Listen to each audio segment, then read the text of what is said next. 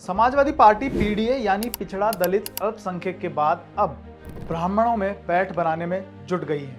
विधानसभा में नेता प्रतिपक्ष माता प्रसाद पांडे को बनाने के बाद अब सपा अध्यक्ष अखिलेश यादव सोमवार 5 अगस्त को गोरखपुर के चिल्लूपार में पूर्व मंत्री स्वर्गीय हरिशंकर तिवारी की जयंती पर आयोजित कार्यक्रम में शामिल हो सकते हैं। नमस्कार, मेरा नाम है अरविंद शर्मा और आप देख रहे हैं first India news. Uttar Pradesh में 10 सीटों पर विधानसभा उपचुनाव होने हैं। इसके लिए सपा तैयारियों में जुटी है। सपा अपना आधार वोट और बढ़ाने में लगी हुई है। इस कड़ी में सपा पीडीए के साथ ही अब ब्राह्मण समाज को भी अपने पाले में लाने की हर संभव कोशिश में जुट गई है। उत्तर प्रदेश में विधानसभा चुनाव के लिए अभी लगभग 2.5 साल से ज्यादा का वक्त है, लेकिन भारतीय जनता पार्टी और समाजवादी पार्टी ने अभी से कमर कसनी शुरू कर दी है। जून में संपन्न हुए लोकसभा चुनाव 2024 के परिणामों से उत्साहित समाजवादी पार्टी नई रणनीति पर काम कर रही है। लोकसभा चुनाव के दौरान अखिलेश यादव ने पीडीए का नारा उछाला था, जिसका उन्हें लाभ भी मिला।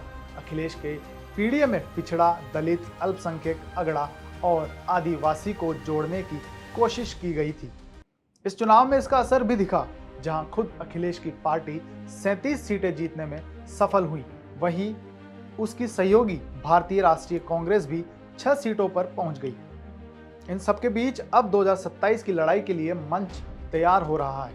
इस सियासी लड़ाई में अखिलेश जहां अभी भी पीडीए का नारा बुलंद कर रहे हैं, वहीं इसमें अगड़ों और उसमें भी ब्राह्मणों पर खास फोकस है।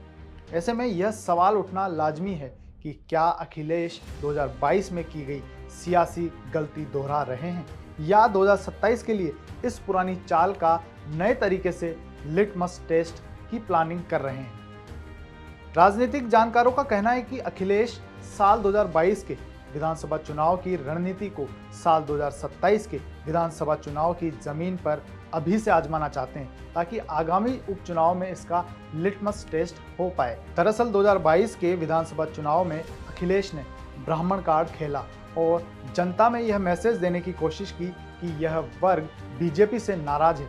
हालांकि इसका कुछ खास असर नहीं हुआ और सपा को एक बार फिर हार का सामना करना पड़ा। ऐसे में सपा की कोशिश है कि वह ब्राह्मण कार्ड खेलकर आगामी 10 सीटों के प्रस्तावित उपचुनाव में इस रणनीति का लिटमस टेस्ट करे। अगर परिणाम उसके पक्ष में रहे तो वह आगे भी इस रणनीति पर काम करेगी। माना जा रहा है कि चाहे विधानसभा में नेता प्रतिपक्ष का जिम्मा माता प्रसाद पांडे को देना हो या हरिशंकर तिवारी की जयंती पर आयोजित कार्यक्रम में शामिल होना हो, अखिलेश यह सब एक खास रणनीति के तहत कर रहे हैं।